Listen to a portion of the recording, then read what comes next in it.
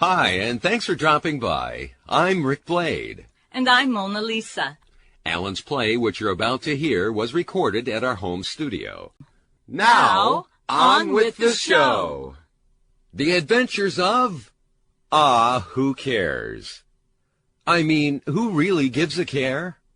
It's not like anyone's gonna ever. A stage play from the heart of Alan Holman. Dramatis personae, or all the characters. Knight Stanley. A brave knight. Chorus. Singing children. The whole world. A globe. Socks and Chico. 2 cats. Princess Rebecca. The princess. Rose and France and Gildan Whatnot. Friends. Yeah, friends. Roy Montalbonbon. Eccentric professor. 40 students. 40 pupils, one speaks for all. Narrator. Voice. Angel. Winged unicorn. 9 Algonquin chieftains. Literally. Dragon. Dragon. 3 trolls. Troll number 1. Troll number 2. And troll number 3. Arnold. Winged unicorn. Caravan. Winged unicorns. Squid spirit. Giant squid. Master samurai. Swordsman. Prologue. Knight Stanley, wearing a full suit of armor, stands on the bare stage, grinning sadly. The world adores me, but yet I'm sad. You don't believe me that I've got the world cheering me on. You don't think I'm the person standing at the center of the world, looking at cheering crowds of adoring multitudes, all shouting my name from the highest peaks. You don't believe me that the sky turns colors for me, always trying to accommodate for my comfort. You don't believe me. Well, it's true. Let me show you a few convenient examples. A platform carrying a chorus of 1,000 young children descends onto the stage. Knight Stanley, you are awesome. The children ascend with the platform as it raises, leaving Knight Stanley alone again on the bare stage. If you still don't believe me that everyone thinks I'm awesome, well, they don't think it, they know it. But yeah, it's true. They know it. Still, I cannot even begin to think that way about myself. I have no ego. I have no pride. I'm unhappy. Still, the whole world adores me. Hanging on a string and rotating, the whole world descends from above. I love you, Knight Stanley. The whole world exits, rising to above. But still, I'm sad. And I'm sure it's a story that's been told millions of times by millions of other brave knights. But the reason I'm sad is because, well, I'm a bit embarrassed about it, actually. So yeah, I'm a brave knight who slays all sorts of dragons and such. But yeah, I still get embarrassed. But what gives me this courage to save the universe every day and night without end? And why am I still sad, even though I'm loved worldwide for my deeds? Well, I'll tell you what I can tell you. Act 1, Scene 1. A doorway and a doorstep. 2 cats, Socks and Chico, sit on either side of the doorstep. Knight Stanley approaches. The cats look at him curiously. Hi. Hey. She's pretending to not be home. Again? Maybe you should have phoned first.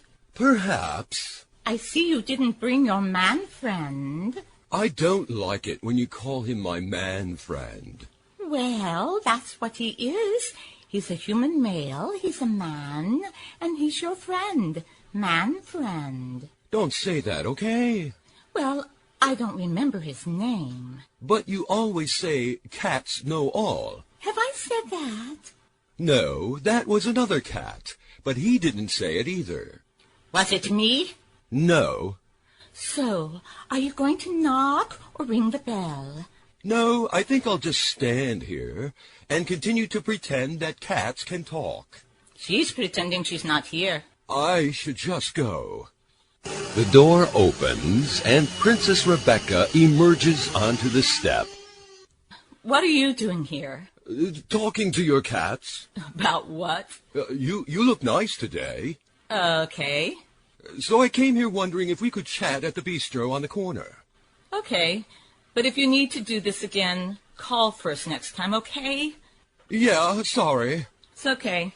Just a second, I'll get my coat. It's warm. Okay.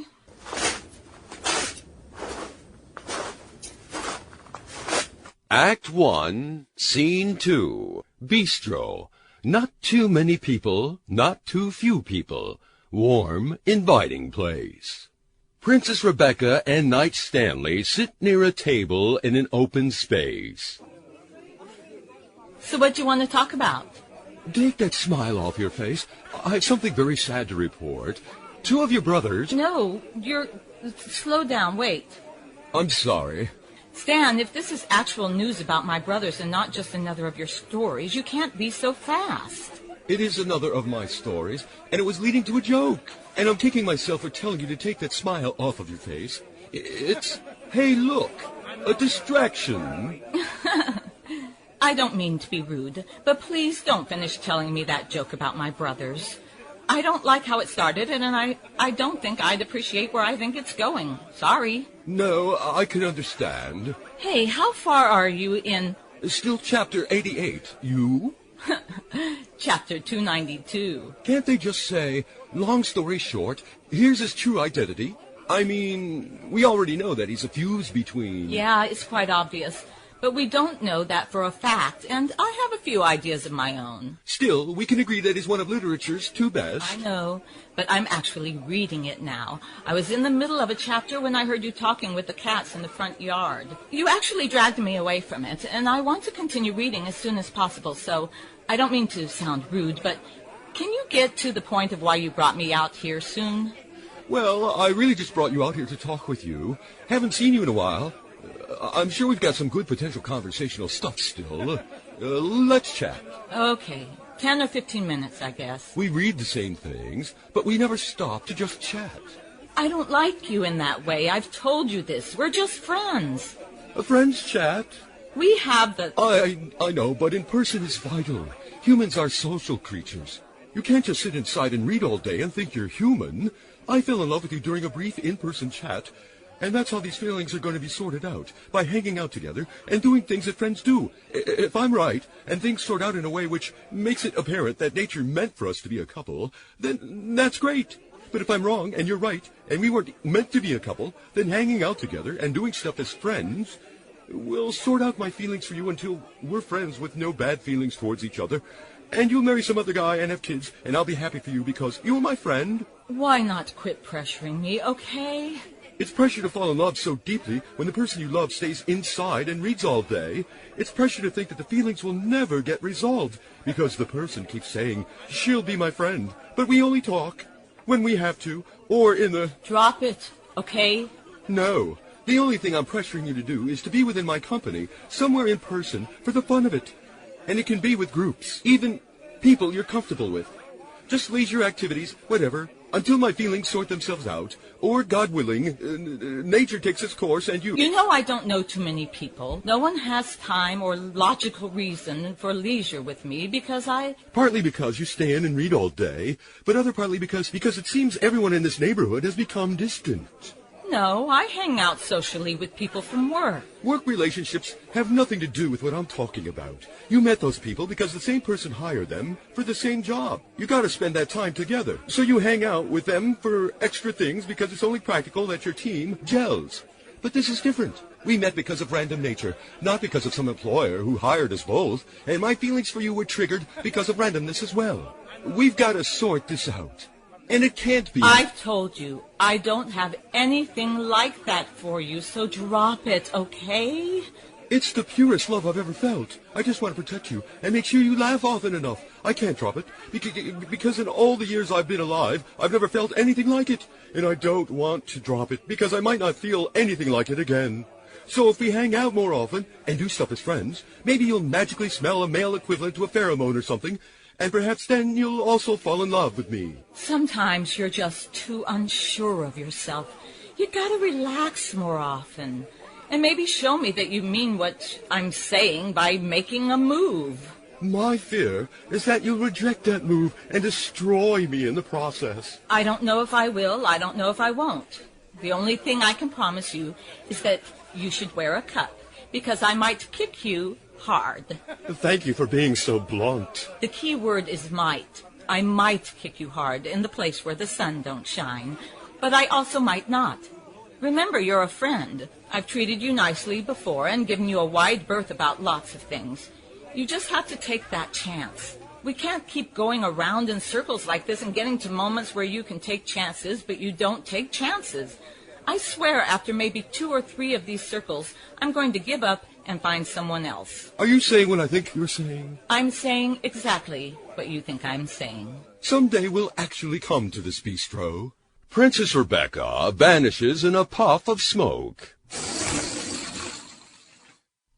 Onto the stage enters Rosencrantz and Gilden Whatnot, or rather, actors portraying Rosencrantz and Gilden Whatnot. They sit with Knight Stanley. Sit with me, you two. And who exactly are you? Yeah, we don't even recognize you anymore. It's nice to see you again, both of you. You were trustworthy companions when we adventured to the fire caverns and defeated the dragon of Melina. I could use brave, battle-hardened souls for companions as I try this even more dangerous trek. We gave up danger after that trek. It was too dangerous. A trek more dangerous than our dragon quest will not be included in the journey of my life. Okay, whatever, Rosencrantz. Gilden Whatnot, will you join me on my trek? Where Rosencrantz goes, I go. Sorry, bud. I can't join you on a quest if Rosencrantz doesn't go. We're committed to each other.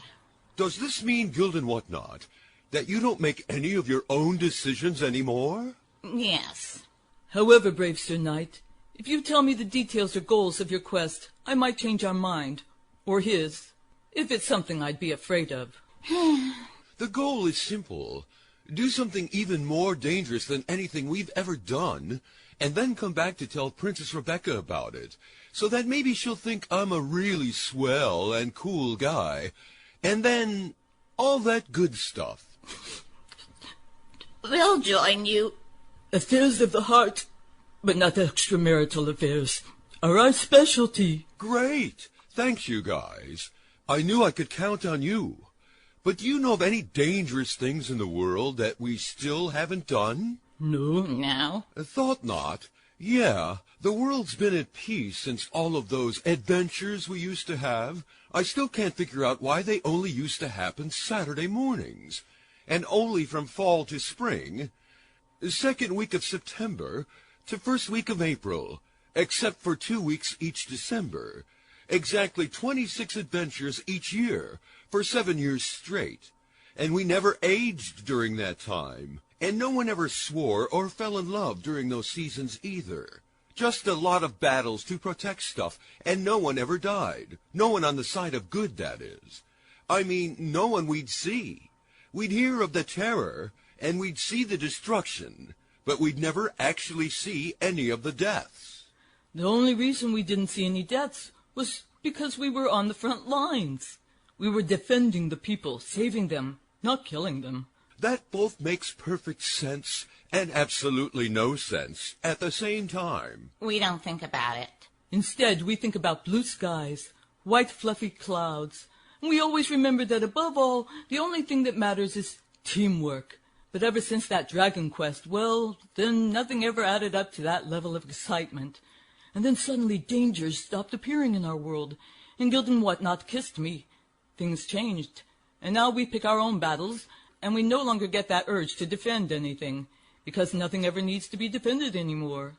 Like that mysterious voice said as we took our poses for the last time, after the last danger. All is peaceful in the world now, and its heroes are legendary, hailed by choirs and the whole world.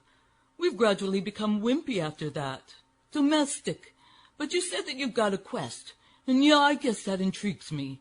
And an affair of the heart, no less. So yeah, we'll join you. You said that already, honey. I remember when our conversations were so much tighter and more to the point. Those were the days we fought monsters.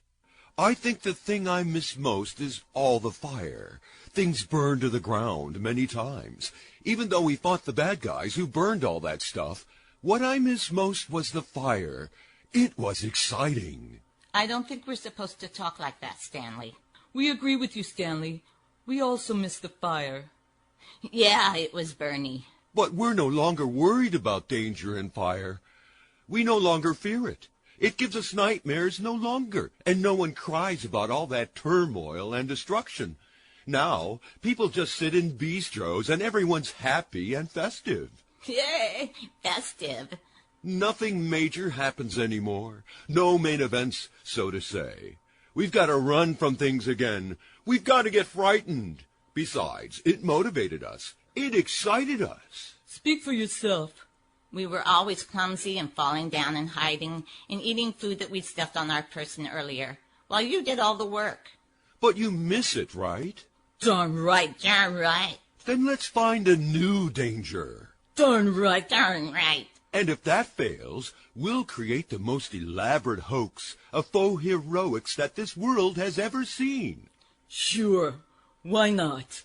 Could be fun. That'll win her heart. She won't reject me, and I won't cry. Cry, baby. Cry, baby. Please don't hurt us. I won't hurt you.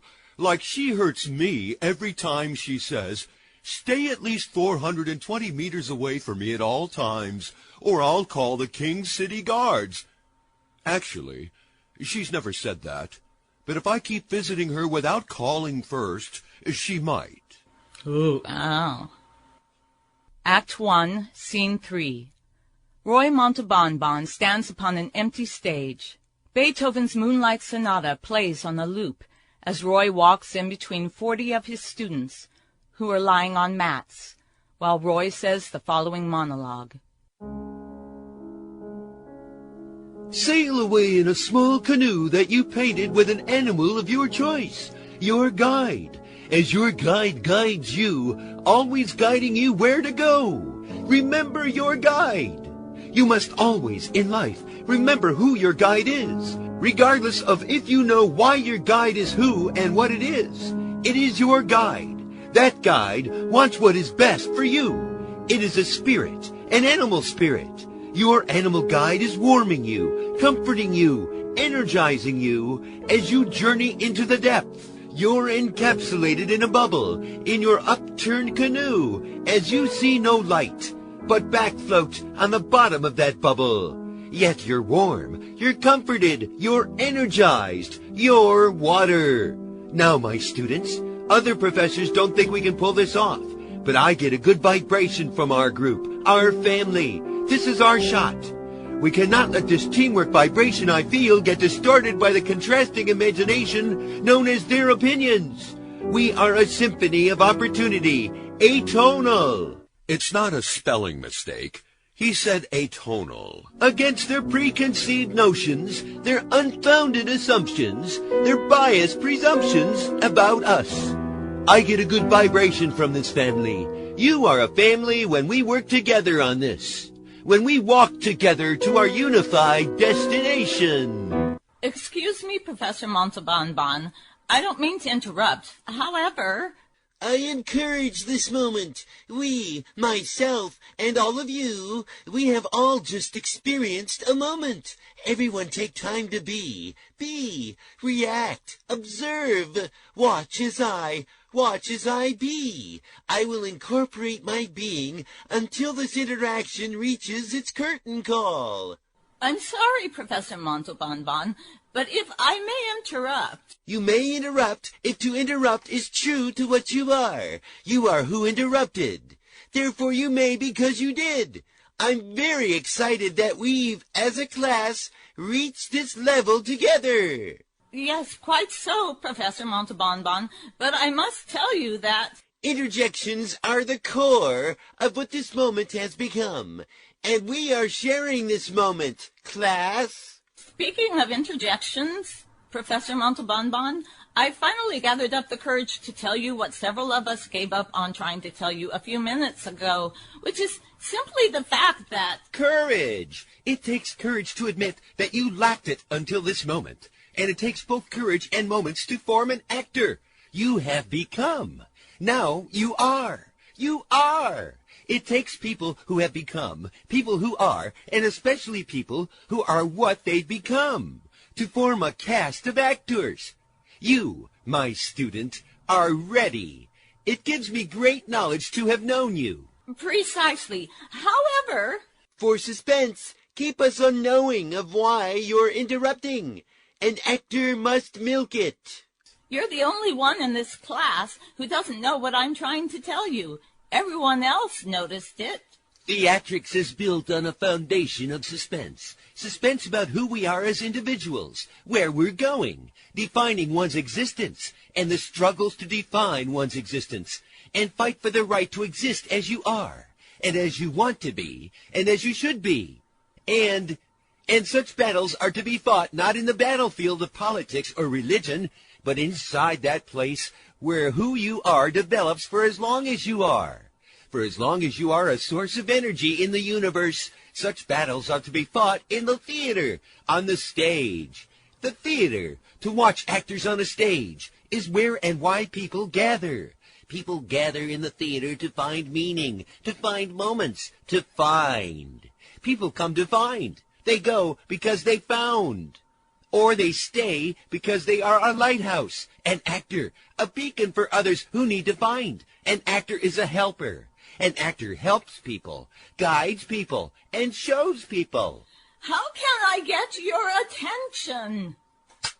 Bravo! You cut through the ignorance and found a stage, whereupon you may act. I will take my place amidst the audience as you take action in this moment. Roy takes a seat among the audience of this play. Student 1 takes center stage and says, Drama is across the hall. This is a testicular cancer support group. What luck! Please share your stories with my class across the hall. The 40 students exit. Roy walks to center stage, contemplates, shakes his head, slumps forward and wrinkles his face, distraught. A cube descends from above and lands upon center stage. Roy notices the cube, approaches the cube, considers the cube, whistles a happy song, slumps forward, and wrinkles his face, distraught. Knight Stanley enters. Roy, there you are. Yes, hi. Hello, nice cube. Yes, it is. How's everything? Fine, I guess. So let me guess. Are you using the cube for an improv game? Perhaps. Can you tell me the time? No, not exactly. In fact, I thought I'd be interrupting a drama class. But it seems you're alone here. Are you early? I don't know. Don't you have a watch? No, not on me. Hey, does it count as plagiarism when you... No. Well, I ask... Well, what? I replied to your question with a question. What did you do last night? Is my question. I created smoke signals with only the vibrations of my voice in order to summon a drum circle of Algonquin chieftains, and we sculpted boats with material from fallen weather balloons, and with those boats we sailed to the Far East, a land called Japan. They liked our boats and hired us to build boats for a shrine to honor the squid spirit. They offered to pay us, but we would not be paid. We could not accept their yen for that. It had too much spiritual significance. Instead, we did service to their temple, airing out books from their libraries and sweeping. The priests of Squid Temple and the Buddhists who visit their shrine to pray and to honor the squid spirit with offerings gave us many low bows. We received much respect from them. When night fell, they taught us a new way to dance with our hands, and we returned the favor with lessons in the lost art of throat singing.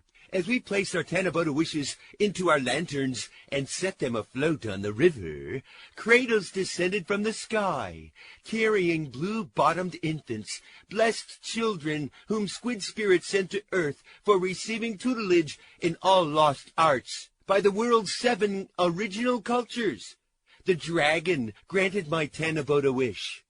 He sent me to fly on the wind with the birds in the clouds so that I could be home in time to teach my class.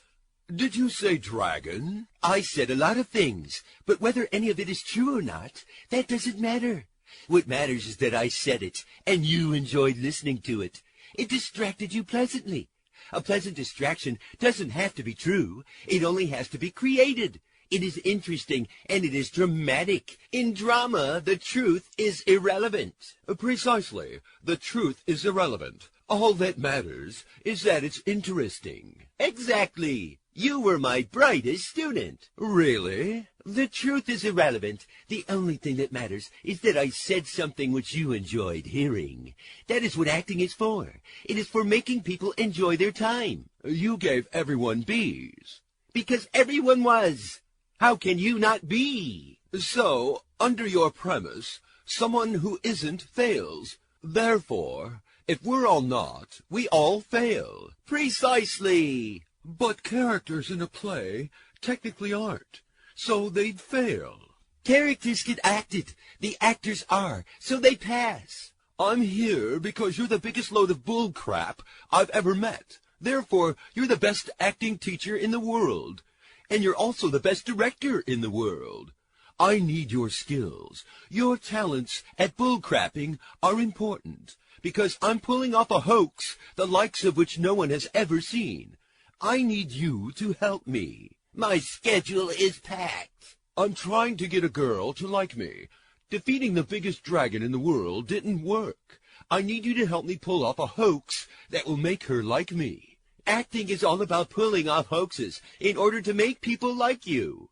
Part of me says I'd be lying, so it's wrong morally, but the rest of me says I've tried everything else, so why not this, you know? Sure, I'm with you. I'll clear my schedule to accommodate for participating in your diabolical and legendary production. Thank you, but I have no idea what to do.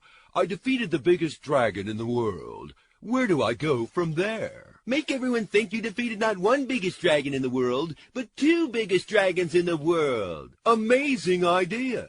I knew I could count on you. The funny thing is about ideas is they become reality. Act 2, Scene 1. Closed curtains.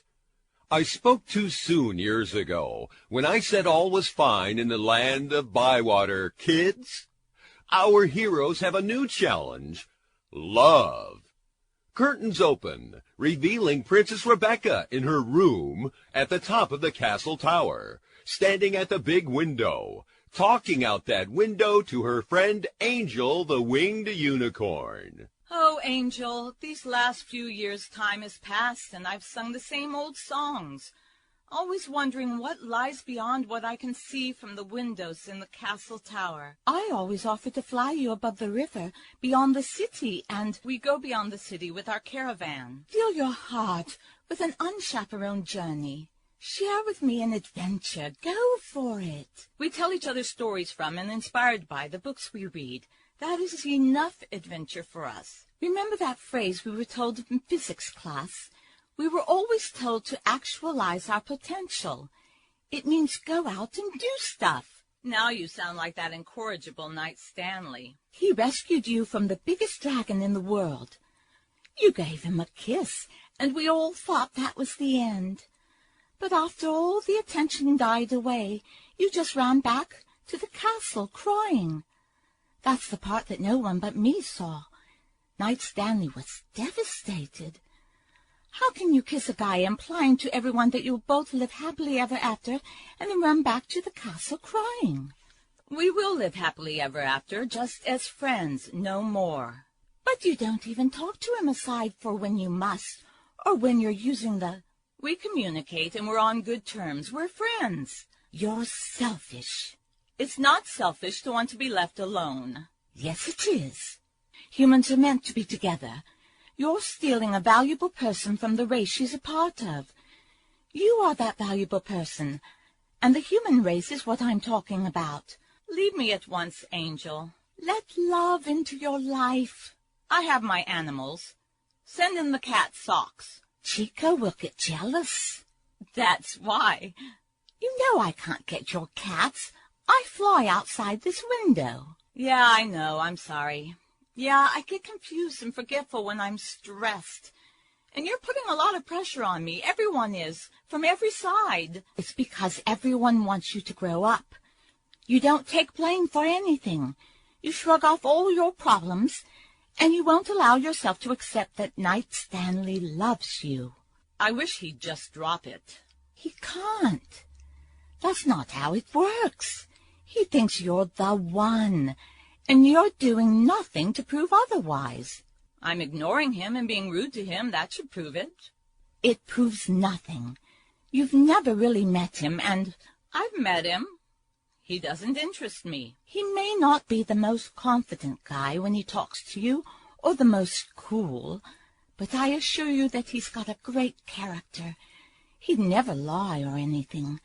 I mean, he especially wouldn't create any sort of elaborate hoax like 2 dragons just to win your love. Act 2, Scene 2. Bistro. Knight Stanley and Roy Montalbonbon sit at a table. Eggs? Doesn't work. I tried. Well, then I'm out of ideas. So am I. If we can't fake 2 dragons, then we'll just have to find 2 dragons. In that case, I'm out of the project. My expertise is not required. Well, thanks for your company. Sure thing, Stanley. It was very fun. Now, if you'll excuse me... Wait. Tell me about this year's crop of Montalbonbonian production. Okay. Well, we spent billions to have the finest silk in all the world flown in from the Far East for a high school production of a student-written modern adaptation of Teddy Ruxpin. Ooh, the classics are always good.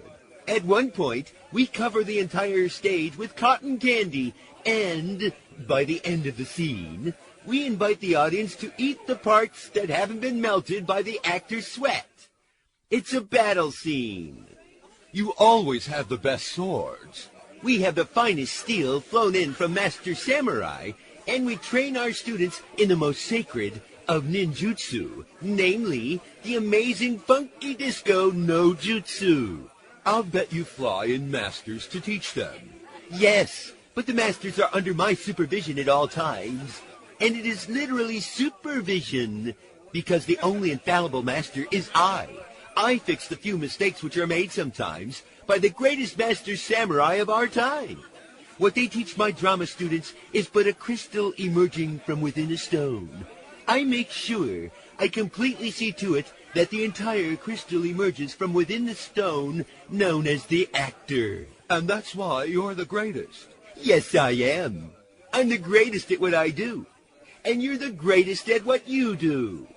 Not that it matters. You've got to stop letting her depress you like this. No, I don't. It's my choice how I live my life. Well, it was until I met her. Then nature chose for me to love her, and... Sorry, excuse me. I could go for a good crunchy drum circle right about now. I'll talk to you later. Roy makes smoke signals with the vibrations of his voice. 9 Algonquin chieftains enter. They nod at Roy. Roy nods at them, and he exits with them. I need a... Princess Rebecca appears in a puff of smoke beside Knight Stanley. Oh, hey, imaginary version of Princess Rebecca. How goes? Can't complain. It'd be unpleasant to complain, and I was brought up to be pleasant. I need a monster that can't be defeated. There already is a monster that can't be defeated. It's called religion. Knights like me don't discuss such things in public. You mean a real monster? That's right. Something that can't be defeated. Something I can just continue fighting every week for a long time, so that I can be distracted from this darn thing called unrequited love. I told you to drop it. You say it as if that's possible. Mother Nature made me love you. If I defeat Mother Nature, then I'll defeat this warm feeling I get when I think about you. Well, then there's your monster, Mother Nature. Find her and defeat her. In fact, I'll help you, if it means you'll quit bothering me afterwards.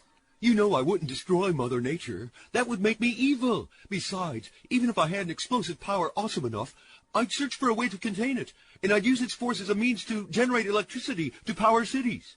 Yeah, that sounds like a good idea. I wish that I could turn back time and make it so that we never met. You and me both, bub. Because I believe so truly that my emotions aren't lying to me. I don't even look at other women since I met you. I just hope for a day when you'll be with me. So if you keep saying that it's not going to happen, I'll just have to become a hermit, or a priest, or someone who can reassure others that such strong love, such strong care for another person's well-being, such strong need to be of service to another person, such strong care for another person's health, safety, comfort, and such strong desire to make that other person laugh as often as possible. I want to be someone who can do something for the world which assures people that true love is, in fact, possible. You did that already. When you saved the real me from that big dragon. You showed the world that you loved me. You proved your point. Now move on. You did not understand the point. You're just another goblin man. You tell me that you love me, but all you want to do is unspeakable gross things to me. Pointless things. That's not all I want to do. But that particular thing does have a point, a very specific and important point. The point is children. Babies are cute. But you know what? Puppies are also cute. It's not about how cute they are. It's about the ultimate art, the ultimate creative endeavor with the one you love. You're talking to yourself again because I'm not listening. I know you're not. You're not even here. And you're not here either. Your head's in the clouds, in the dream world where you have a chance with me. But you don't. You're just going to have to drop it, okay? You've never given me any reason to. Rudeness. You're the only person I'm ever unpleasant towards. Angel told me otherwise. She did? She told me you've been unpleasant towards her and snappish towards other people often lately. She told me it all started after our kiss when I saved you from the dragon. I've had just about enough of this fake conversation. Leave me the hell alone. I am. I'm talking to a fake you when the real one is up there in the castle tower. Your only companions are your parents, brothers, 2 cats, a dog, and a winged unicorn. And the winged unicorn is not even a good friend, really. She uses you too much for things that require you to be quite selfless towards her. You've made many sacrifices for her because you're a pushover when it comes to her. Not because of friendship, but because she's actually quite a bully to you sometimes. Now you've crossed a line. Don't talk rudely about Angel. She's my best friend. More like your only friend. She forced her way into your life when you two were very young, and then she forced you to join that caravan thingy with her brother, just because her parents forced her to join it, and she wanted you to be there so that she'd have company. She's ran your life ever since then. It's not like that. You're a pushover. When her parents sent her to that kingdom up north for 3/4 of a year that one time, you were the one whose life she interrupted. She pulled you there with her. It's not like that. Just because she's forced to do those things doesn't mean you have to live her captivity with her. Her duties to those things are something that adolescent rebellion should have emancipated her from. And you know what? Her parents would have respected that. But instead, she always brings you along so that she can be good to her parents and unburden her stresses to you. You're just a pincushion. You're her escape. She's defined you since she met you. You're wrong about a lot of that. So, Stanley, it seems like you're the one who's trying to define me. No, in fact, the exact opposite. I want to be with you as you grow into yourself and figure out who you are. I want to be by your side and watch you and guide you to become yourself. The few things I do know about who you actually are, I am in complete love with those few things. And each time I see more of your growth, I'm completely in love with who you're becoming. I've been in the real world more often than you have. I want to be with you and help you as you get your footing. Get out of those books you're always reading, or at least don't let them take over your life, and really spend time with people. No, thank you. Princess Rebecca vanishes in a puff of smoke. Act 2, Scene 3. Princess Rebecca in her room at the top of the castle tower. Princess Rebecca looks out the window and says, That note, the one where he told me that he hasn't had an appetite to eat since the last time I told him the words "just friends." I wish I hadn't read that note. He's the noblest knight in all the land, and I know he'd protect me and make me laugh until the end of my days. He's great at making me laugh. I know he'd be perfect, but I just don't feel an emotion as fantastic as what people describe. I don't want to settle for anything less than what poets describe, anything less than what he described about the feeling he gets when he so much as thinks of me. I deserve that capacity. I've never felt inspired to write poetry about a guy. I've never felt inspired to sing about a guy. I've felt physical attraction for men, but no one I'd love. Love isn't only physical attraction, and I know that what he has includes that physical part. But I also know that it runs much deeper. I know this from the little things he's done for me, the tiny extra considerations he's taken at times when we're in each other's company. But it's embarrassing. It wouldn't embarrass me if I felt that way, or if I had any idea what way it's supposed to feel. They say it's a warmth. They say it's an awe. They say so many things, but I've never felt those things about him. He acts as if he's controlled by it, and I do not want to be controlled by anything, even an emotion. I have goals, and they'll be destroyed if I allow myself to be overtaken by such emotions. And yet, I wonder if nature made it so those emotions overtake people because... Suddenly, a large dragon peeks its head in through her window. I don't know about overtaking people, but I know a heck of a lot about taking people. Princess Rebecca shrieks and falls over. The dragon picks her up in his big mouth, but does not eat her. He carries her out the window as she screams.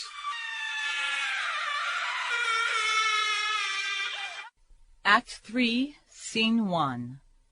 Bare stage. A platform carrying a chorus of 1,000 young children descends onto the stage.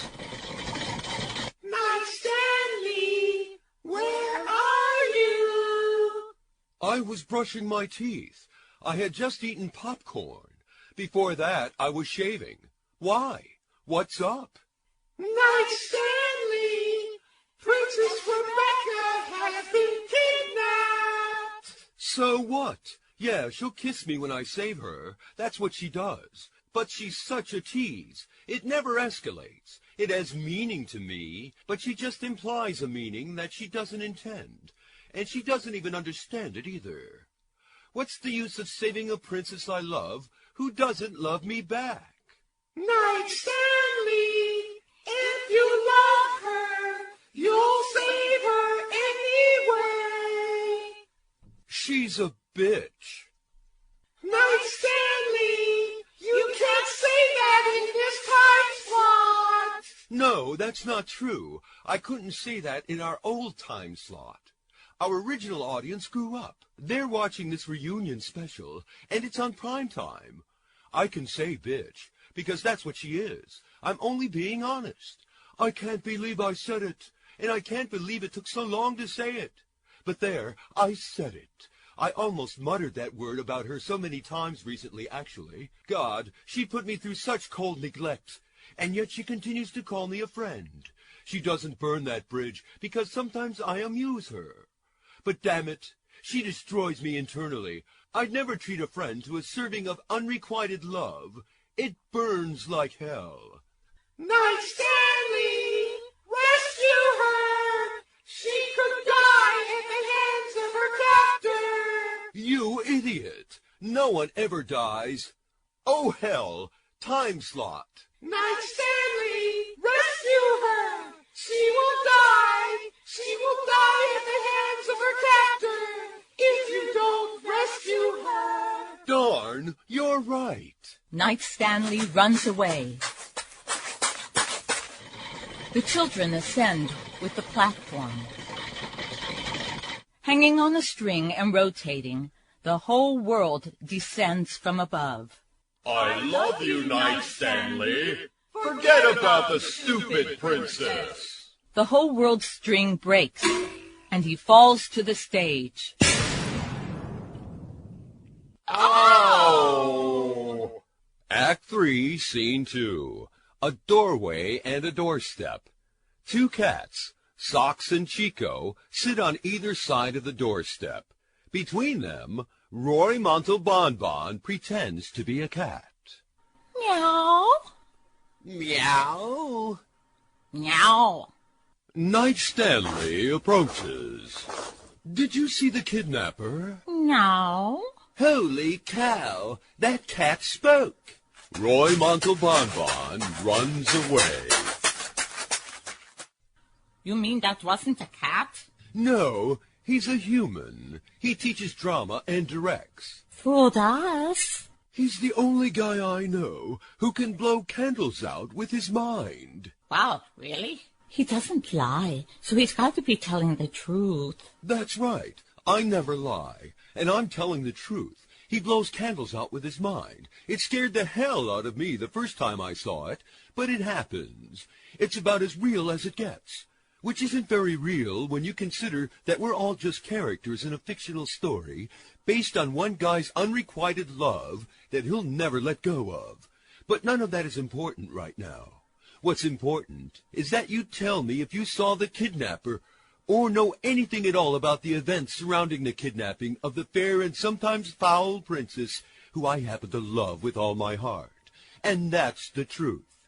I love her with all my heart, even though she's, more often than not, a cold bitch who disregards that I even have feelings, and that such feelings can even exist from a person and for a person.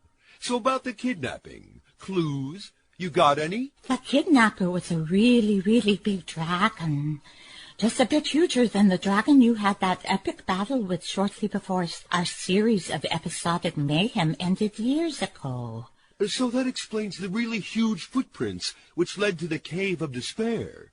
I was wondering what caused those really huge footprints and why they led directly to the Cave of Despair. Thank you. Anytime, boss. Knight Stanley exits.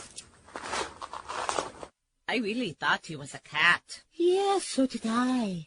Biggest frickin' pussy I'd ever seen. Act 3, Scene 3. Rosencrantz and Gildan Whatnot stand in the giant footprint of a dragon. Hey, Rosencrantz. Yeah, Gildan Whatnot.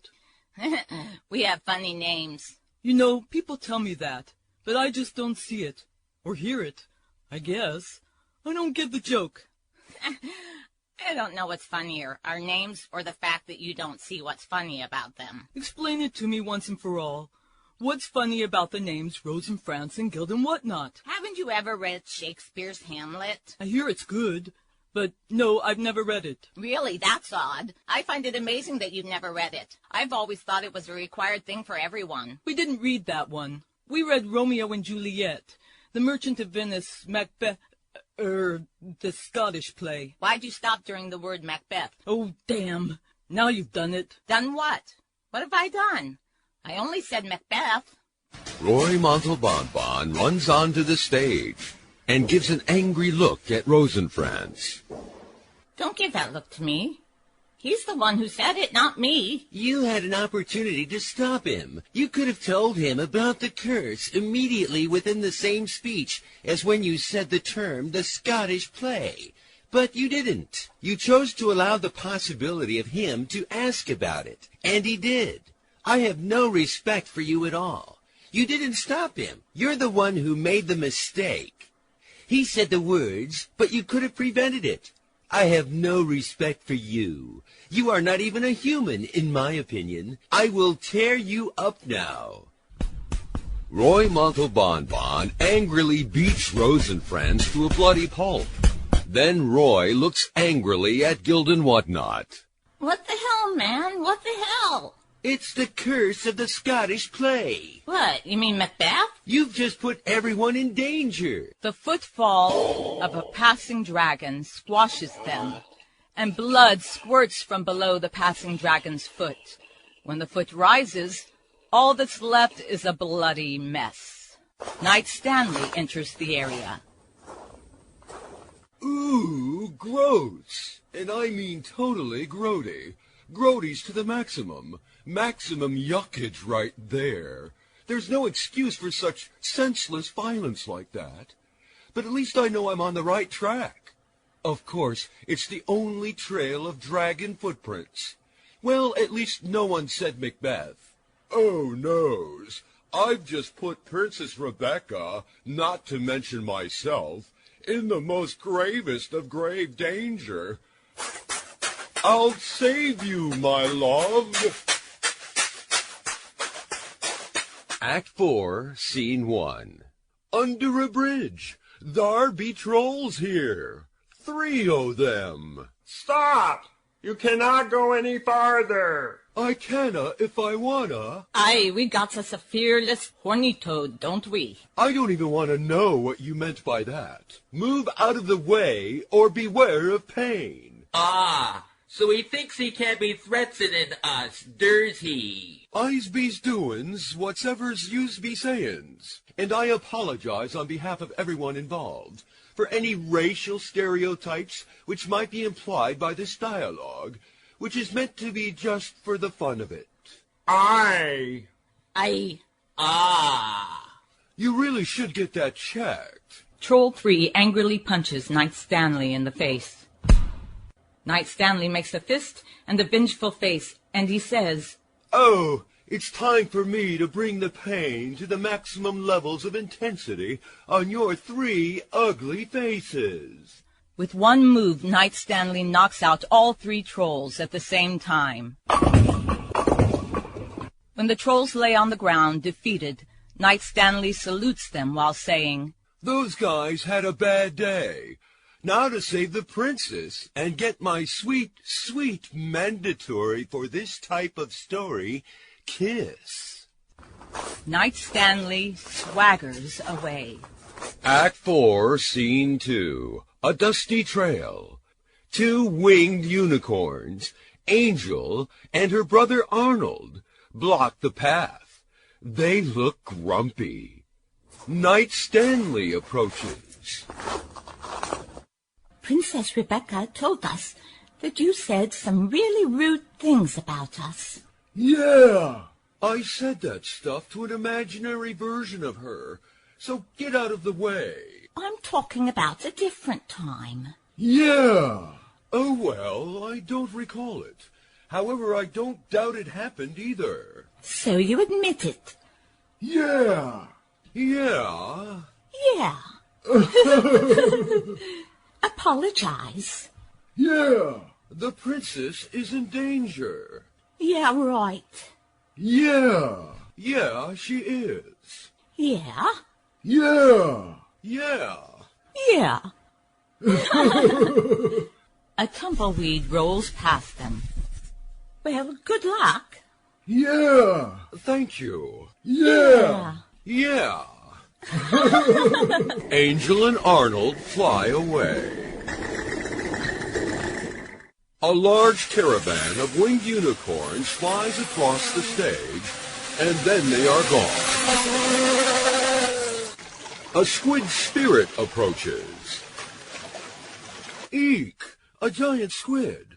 I summon a master samurai. Wait, I come in peace to grant you one. A master samurai enters, slices the squid spirit in half, exchanges low bows with Knight Stanley, and then exits. Act 4, Scene 3. Mouth of Cave. The dragon peeks its head out of the mouth of the cave.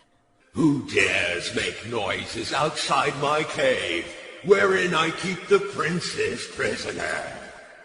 Lo and behold, it is I, Knight Stanley of Kubrick and Bywater.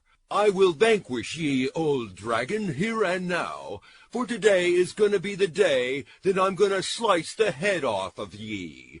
And then the princess will marry me, and I'm gonna be a hell of a mighty king. Well, be quiet about it. The princess is in a comfy little corner of my dungeon, reading a book. And why would you care about accommodating for her comfort as she reads if she's your prisoner?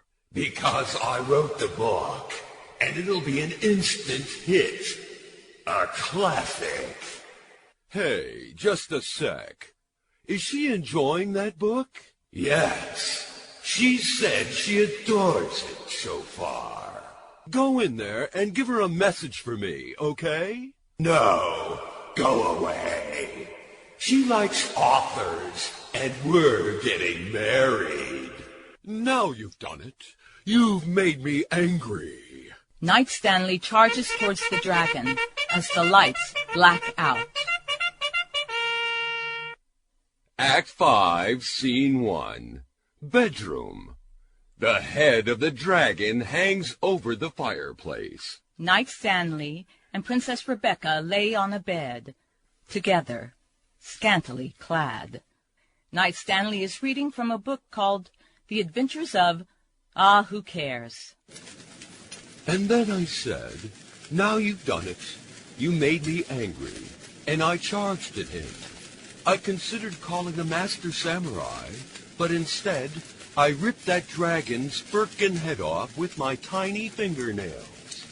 It took a long time, and it involved a lot of wriggling, but the head of the dragon now hangs over our fireplace. Lay down your sweet head upon my breast, and fall asleep, my love.